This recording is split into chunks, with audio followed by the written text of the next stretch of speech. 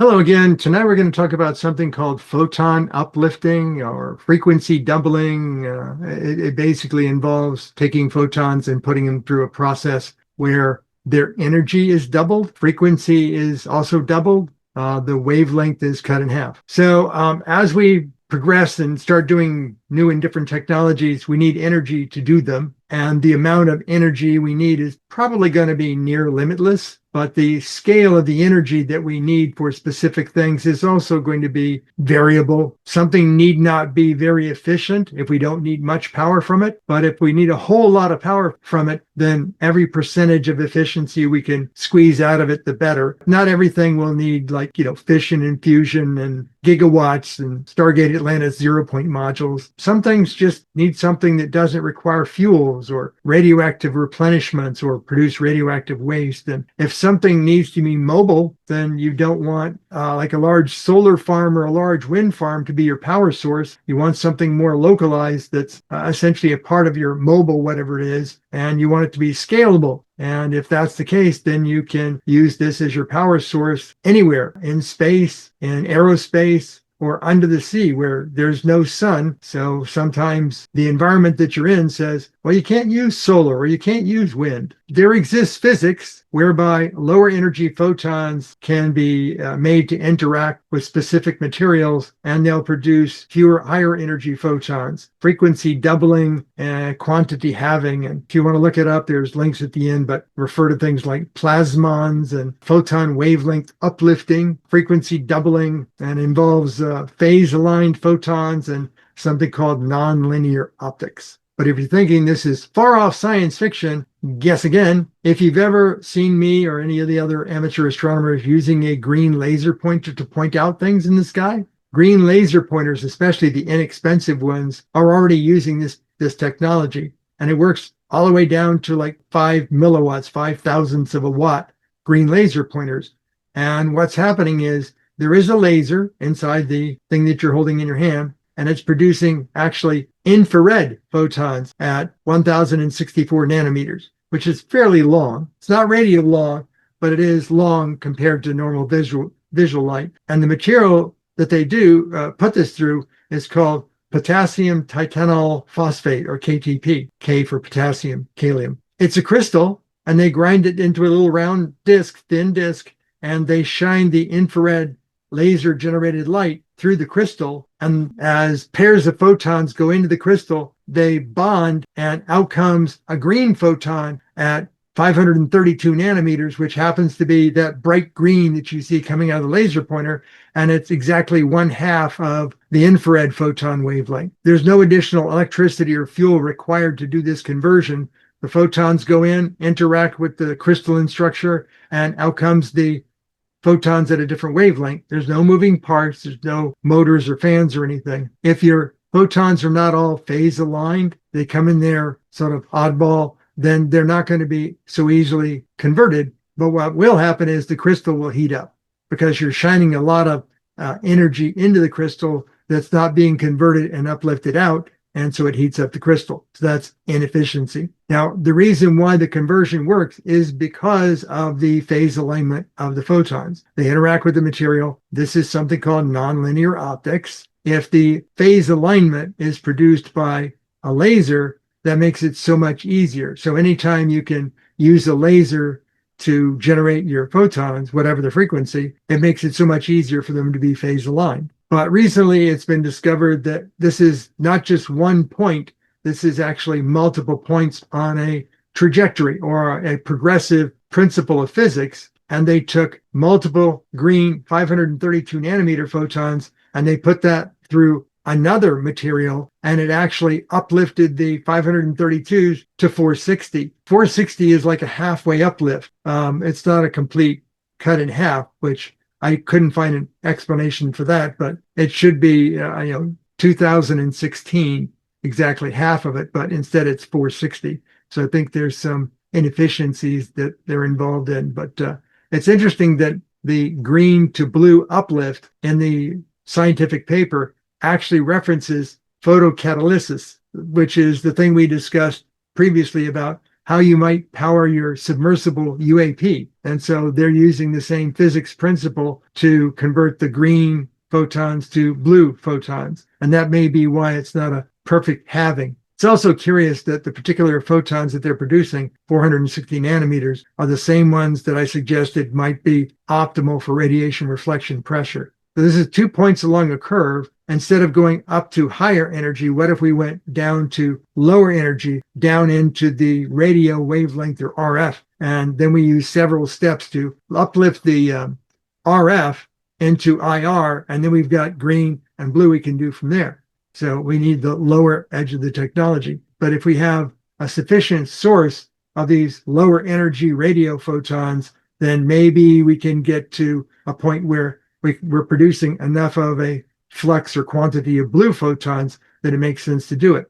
But we have to do the uplift several times to get from low frequency radio up into at least infrared. So why would we want to do this? Well, the lower levels of light that are like red into infrared, those are good for solar panels, for photovoltaics.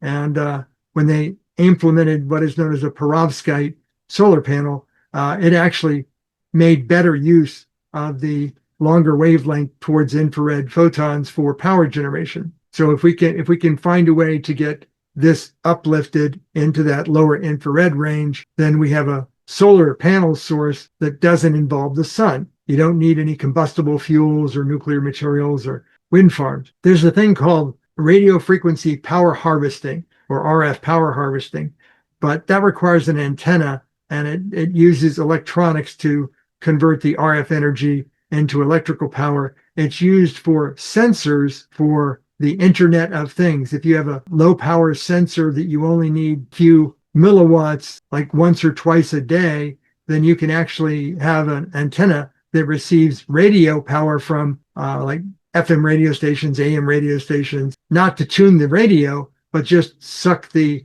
microwatts out of the air and then build those up into a capacitor that when the capacitor reaches its target limit, it will convert it to electricity, run a little microprocessor, do the sampling of the temperature or the water level or whatever they're doing, and then send that out over the network.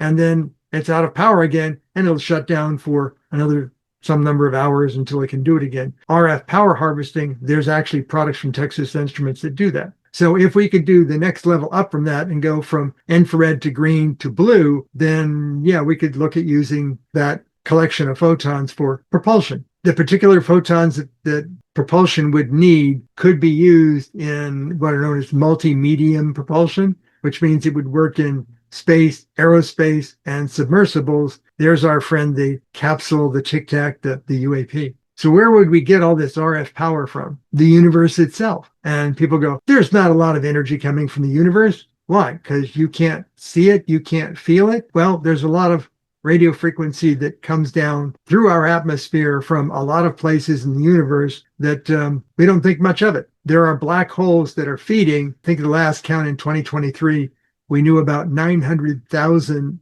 plus black holes that are feeding, which means they're producing radio frequency. There's these neutron stars called pulsars. Turns out that we thought they were neutron stars were the only things that could be pulsars. It turns out that some white dwarf stars that are not neutron stars can actually produce the same kinds of emissions as neutron stars. They can be white dwarf pulsars. Who knew? And we have this sort of thing on the list of things to look out for after neutron stars called quark stars that are also going to be producing periodic energy. And then stars themselves, the hundreds of billions of stars in our galaxy alone, that can be blue-white, which are very high energetic, to white, to yellow, to orange, to red dwarfs. And those are less energetic, but they're all producing photons, and they all produce radio wavelengths. And then all those stars show up in both globular clusters and open clusters as just concentrated groups of radio frequency emitting things.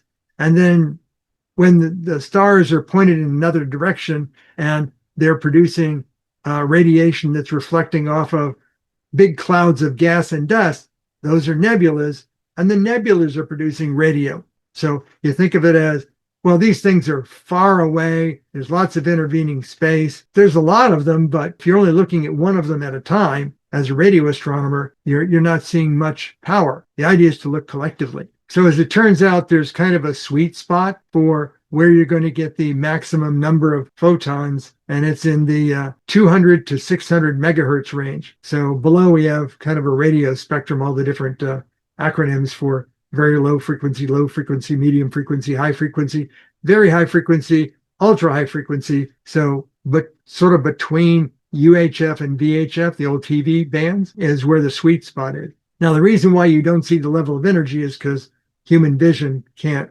basically perceive the brightness of radio. If you could look in radio, if you could see in radio, the Vela pulsar, when it sweeps by Earth, is actually brighter than the sun. But since you can't see it, nobody notices it. But why 200 to 600? Why can't we use lower frequency or higher frequency? And that's because when you go lower, it's less likely to penetrate the Earth's atmosphere. And when you go higher, the number of things that are sending photons out in that wavelength is fewer. There's fewer highly energetic things.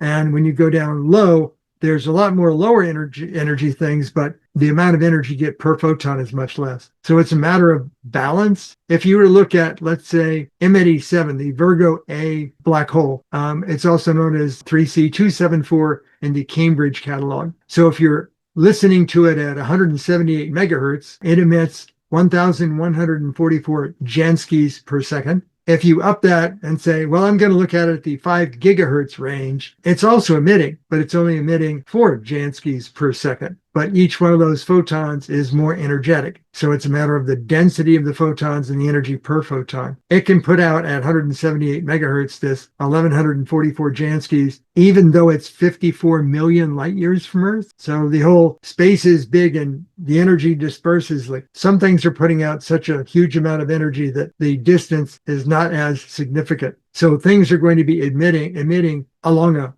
set of frequencies, and the maximums that we know about can either be because, well, that's all the receiver we had, so we targeted it and we're not looking elsewhere, or they could have said, well, we're going to try as many frequencies as we can and see what's the brightest one, what's the most energetic one. When you go to look up these catalog entries, it doesn't say we tried a variety of frequencies and this is the most energetic output.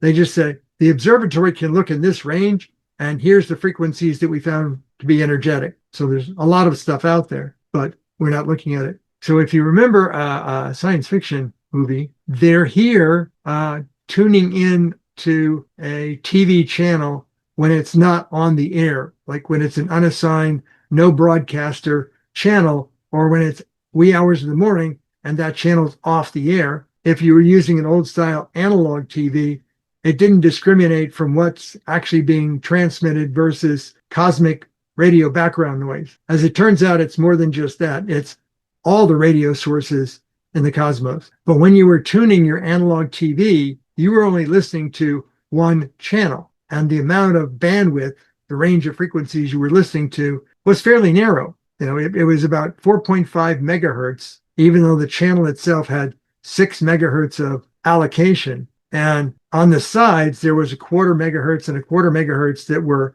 guard bands that prevent other stations from bleeding over. So when you were seeing all of that loud, white, flickery stuff on the TV screen, you were only listening to one channel, and you were not even listening to the full width that was allocated to that channel. It was just where you expected the TV signal to be. And then there's another column for where you expected the audio signal to be. So what if you could listen kind of with a summation of all the channels, not just the ones that were broadcasting, from FM radio all the way up through VHF TV and UHF TV, and you could add all that up, not just the allocated channel spaces, but all of those gaps between them and all of the guard bands, and add all of that up.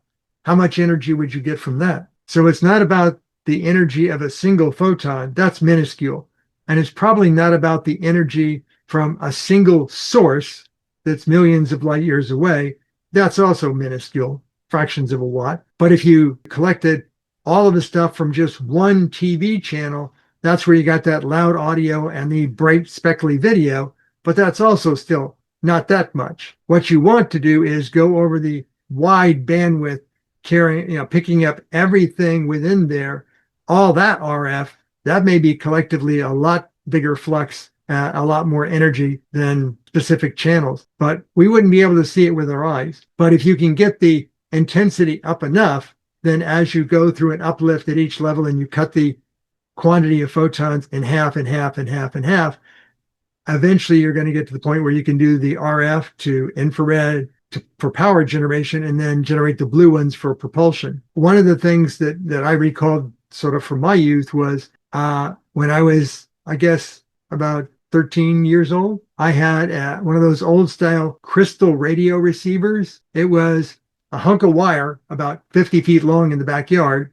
And then it came down to a little block of quartz crystal. And then there was a needle that would stick into the quartz crystal at various points. And that would be brought over to a tuner where you could basically add more or less wire to the length of your antenna. So you were tuning the wave susceptibility of whatever wire you were using. There was no amplifier. There was no like digital signal processing. This was all analog stuff. And you had a set of headphones, and these were like really cheap headphones. They were an electromagnetic coil and a flat metal disc. And you could hear radio, very low amplitude radio with that. And you could listen to AM. And if you get the crystal just right, you could listen to the signal of FM, but you didn't have a demodulator because what you were working with was essentially amplitude modulation or AM radio. Just the air picking up the RF signal from an AM radio station was able to produce about 1.2 volts of AC power to drive the coil in the headphones. So when you think about how low the energy might be, I was just listening to one AM channel in that narrow band of the allocation of the channel. Add all of that up across a wider range. Well, what about the leftovers? I had mentioned that if you don't get everything properly phase aligned, what you're going to have is whatever your conversion crystal is winds up being heated. It spits out infrared because it's only taking in like partial conversions and not producing the higher energy output that you're seeking. Now, when you want to phase align things in optics, up in the optical band, you'll use filters and polarizers. And when you want to do that in the radio frequency band, you use different receiving elements and what are called radiators. And if they're all this way, you get that phase of signal. And if they're all this way, you get that phase of the wavelength of the signal. But if you have both of them, you'll get both waves, both alignments. But what you want to do is have a source of, well, I want all the ones that are going this way to come into one conversion and all the ones that are going this way to come into a different conversion because they're wave phase sensitive. If you're producing a lot of waste infrared, maybe that's a good source for thermoelectric power generation, a TEG. Now, when you're converting the lower wavelengths to higher wavelengths, your goal is to get as much converted as possible. If you're converting and you have different stages of conversion, then each conversion has its own efficiency, and you want the output at each stage to be as monochromatic as possible, as like single wavelength as possible. And if it's not, that can also contribute to your infrared waste heat. Now, if you're doing the RF conversion, if you're doing it with a radio station, then are they on the air or not? But you're doing this across an entire spectrum of radio frequencies. You're picking it up from deep space, cosmic. And if that's the case, you're not so worried about, is the sun out? Is the sun shining? Is there clouds? That's less important because you're picking it up from space, and space is always there and always receiving. You want to make sure that whatever you pick as the lowest frequency, the lowest energy, that you don't have anything blocking that. So it's not inside of a metal enclosure, it's not underground, and that frequency actually passes through the Earth's atmosphere, which the 200 to 600 megahertz range does. So here's kind of what the uplifting steps might be something like. I have the object, the particular thing you're converting, and then its wavelength, and then its frequency. So 200 megahertz is actually 1.5 meters in wavelength. 600 megahertz is 500 millimeters in wavelength. The next stage up from there would be going from RF to multiple stages to get to your infrared, and that might require multiple steps because you only get so much per level. And eventually you'd get to the lowest level of infrared, and then you convert to green, and then you convert to deep blue. The very bottom level is where you get all your energy from for the conversions, and then you might lose some along the way, but ultimately you want to get to the infrared to green to deep blue step because those we know work. And the particular slice that's at lowest level, the 200 to 600 megahertz, that's in the red dashed box down at the bottom. And as you can see, that does penetrate the Earth's atmosphere. So only the outermost layer of your conversion material needs to be exposed to the radio frequency from the cosmos. Everything else will be on the inside, and it'll be layer to layer to layer to layer, very close together. You might even make metamaterials that are layers down to the nanoscale, and they do the conversion. And so that none of the photons escape, they go from layer to layer to layer in a very small amount of space. And something to remember is that if you're talking about penetration of radio frequencies, the lower the wavelength, the more penetrative things are. If you're powering some vehicle of some kind via this power source, then the outer exterior, the shell of your vehicle needs to be able to be penetrated by the lowest radio frequency, but not all the upper intermediate ones. It's okay if the exterior is not transparent to the intermediate or the uppermost levels, but you want to make sure that the final level, when you've got your royal blue photons using them for propulsion, that once they get to an angle that's no longer beneficial, that's an obtuse reflection, almost 90 degrees, then you want to exhaust those. So you want to make sure that it'll transfer those out. But what about other purposes?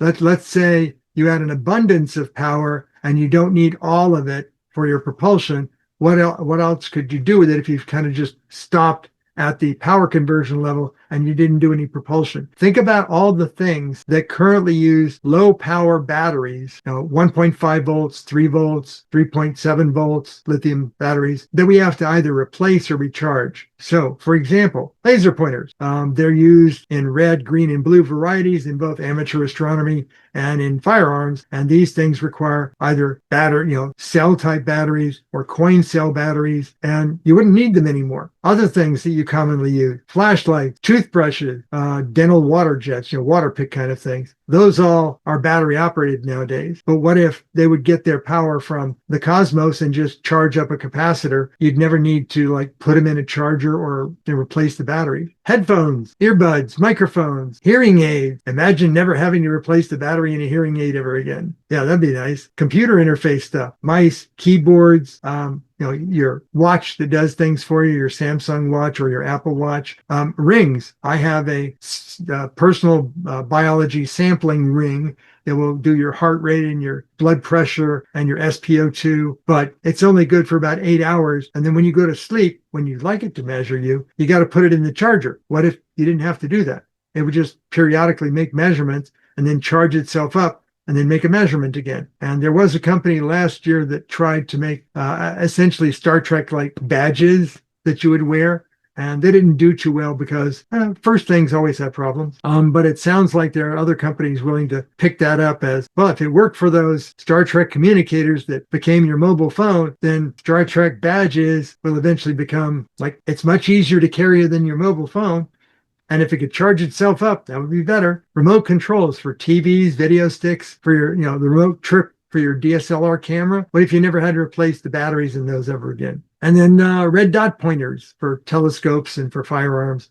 They're the optical, you're looking through something and there's just a little red dot there. Those coin cell batteries are notorious for always being out of power when you need them. So the first thing you always have to do is check the red dot, see if it's got some power. And then all the different sensors we use, digital multimeters for measuring voltage and resistance and current, those take batteries. They're pretty efficient nowadays, so the batteries don't have to be replaced often. But if you let it sit for a year, you may have to replace the battery. Calipers, the thing that measures distances and depths and sizes and stuff, has a little digital display on it. You have to replace batteries in those things because they're notorious again for when you need it, you haven't used it in a year or two, so the battery's dead. Temperature probes, sound measurement tools, distance measurement. How about if you're a golfer and you want to measure distance to the flag, distance to the pin? That thing has batteries in it. If you're measuring the wind, like you're flying model airplanes or model rockets or drones, and you want to measure the wind speed, there's a little device you can carry that will let the wind go through it, and it'll tell you the wind, and then you rotate it around, it'll tell you the wind direction. If you're into healthcare devices, the thing that reads your blood oxygen level, your blood pressure, those need batteries. But if you didn't need batteries for those anymore, there's obviously a huge commercial revenue potential. What if you were manufacturing one of these devices and you no longer had to supply the initial battery, you no longer needed connectors and cover plates for batteries, it would just always charge itself. There probably isn't going to be enough power to drive the high current items like power tools or bicycles or motorcycles or cars or buses. And even if you scaled it up, initially there wouldn't be enough for the really big stuff like ships, trains, propeller-driven aircraft, satellites in space. If you think there's not enough power to run a city, then think about the amount of cubic space a power plant occupies.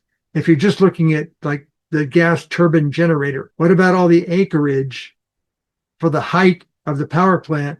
What if you had all of that cubic space filled up with something that converts cosmic RF to electricity? It could be a sizable amount of power there collectively. So the things that you don't use that often, if they don't count on the sun to be charging themselves, then maybe you still use a battery for the primary source and you use the Cosmos for background charging. The Cosmos becomes your background trickle charger. So if you're using a power tool and they're notorious for it, I haven't used it in a year, and you go to use it and the battery's not only drained, the battery's not rechargeable because it dropped down below its minimum threshold. What if you had the Cosmos trickle charging it to always make sure it was at least at the minimum? You could use it rather than it being dead. And maybe if you just let it sit for a while, it might build up enough charge to be usable again. This would probably be the case for people that use tools out in the field where, okay, I carry 5 battery packs with me because several of them are notorious for running out before I get done doing my job. Then I have to buy more batteries because they get down so low, they won't recharge again. So a lot of things that start out as science fiction become science fact. And if they're good enough, if they're efficient enough, if they're useful enough, they become mass-produced products. There are things in, let's say, generational history that if you connected the dots, you'd see, well, the Star Trek original series, they had the flip phone type communicators, and then we went to mobile phones, and now we have planet-wide Starlink from all the satellites up there. But when they went to the Star Trek Next Generation, they went from handheld flip phones to communicator badges. And when they went to Star Trek Discovery, which is several hundred years in the future, they got rid of those completely. And now it's just you sort of speak or move your hands around in space, and a virtual display in 3D space shows up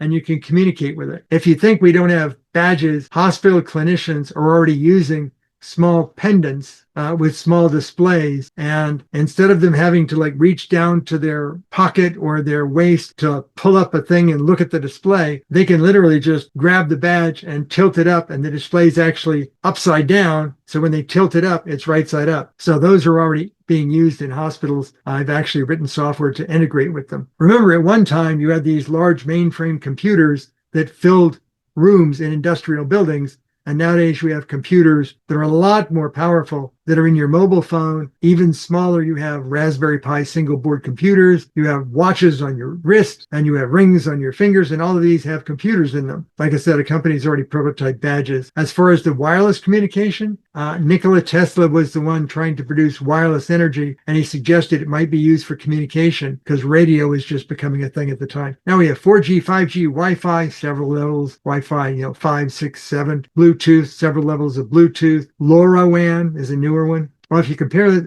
back to the original days of electric vehicles, the first electric vehicles, which predated internal combustion engine vehicles, look it up, it's history, they ran on very raw chemical batteries, open cell lead acid batteries and the like. They didn't do too well. They didn't get very far. Today, using advanced chemistries, you have 400-mile plus Tesla Model S long range electric vehicles. If the demand is there, if the market is there, if the revenue is there, these things will improve if the physics is there to begin with, and they are. It's tolerable if you're a naysayer when initial offerings come out, because they're not going to be optimal on day one. But once things are being mass produced and people are buying them and the price is low enough, then naysaying is less effective. It's like those people that said, you'll never be able to build a long haul tractor trailer truck that will do 500 miles if it's electric. The batteries just won't be good enough. And there were some noteworthy people that you'd think of as being good sources who said, no, they'll never have a 500-mile tractor that's electric. Turns out they have, and there are companies buying them. Frito-Lay expended probably hundreds of millions of dollars to be the first one out the door because they did their analysis and found out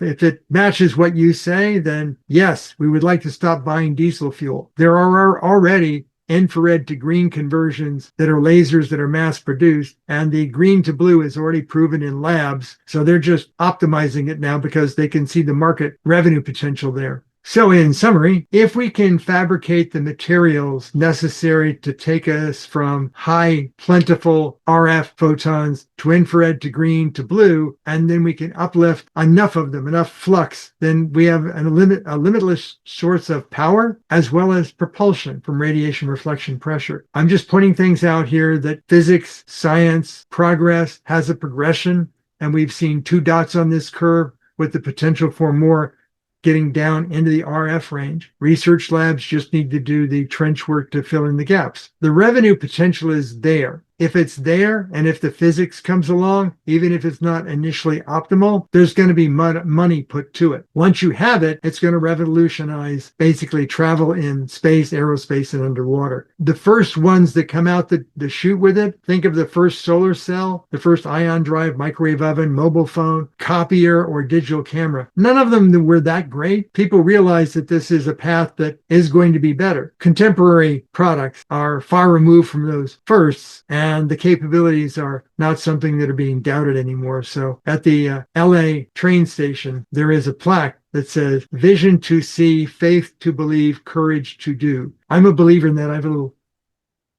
wall sign that basically says that and has a picture of the plaque outside the LA Union Station. If you see that it has potential, if you see that there's revenue there, then it's worth assigning funding and people to progress the technology, to fabricate things. As long as you can be persistent and produce low-cost, mass-produced things. Remember, blue LEDs were an impossibility at one point in time until companies in Japan spent a lot of money that they didn't think they were ever going to get return on to come up with low-cost, high-efficiency blue LEDs. And now blue LEDs are far more efficient than red or green LEDs, and they're much cheaper to produce. You can actually supersede what you thought was the good stuff with the new stuff if you just put the effort into it. As usual, lots of links.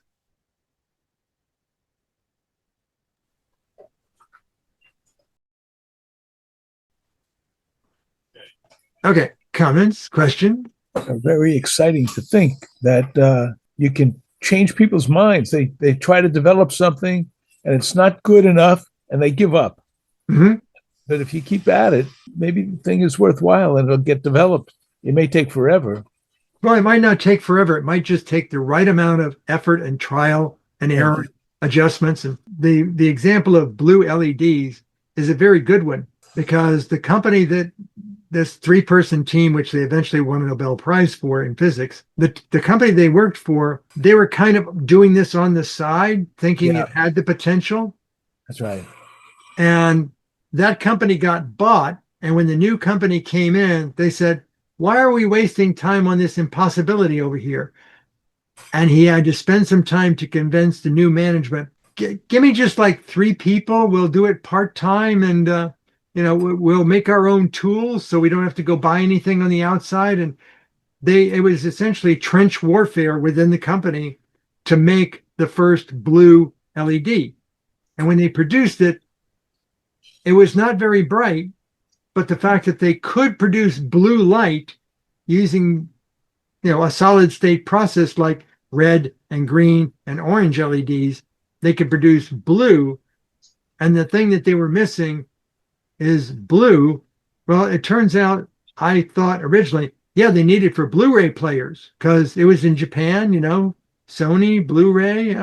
No, that wasn't it at all. Don't know exactly why they needed that specific wavelength, but the specific wavelength was royal blue 460 nanometer. That's curious because Blu-ray players don't use LEDs. They use lasers, and they use 405 nanometer, which is higher energy than 460. So they weren't creating the blue LEDs for Blu-ray lasers. Maybe it was for RGB TVs. But as it turns out, the blue in RGB, or red, green, blue, that blue is not a specific wavelength of blue. It's a range of wavelengths. 460 is in there, but it's not the only wavelength. For TV sets, they needed a broader range of blue. But until they got at least some blue out, they couldn't go in and optimize the efficiency and produce the wide enough blue for RGB for TV sets. But now we have that, and it's just like, okay, you go down to your local Walmart and, $300, you get yourself a 40-inch 4K TV. Every one of the pixels that are in there counts on blue being generated by a blue LED. So the technology got plentiful, mass-produced, cheap enough to put in your couple of $100 TV set in mass quantities. And so, yeah, things that start out as impossible, maybe improbable, as long as you can see that it has potential, you're going to need research funding, you're going to need materials funding, fabrication funding. And if you have a company that can be convinced to believe in it as well, you may make progress. And once you make progress, get that patent because you're going to corner the market. Okay. Any other comments or questions? Then I'll stop recording.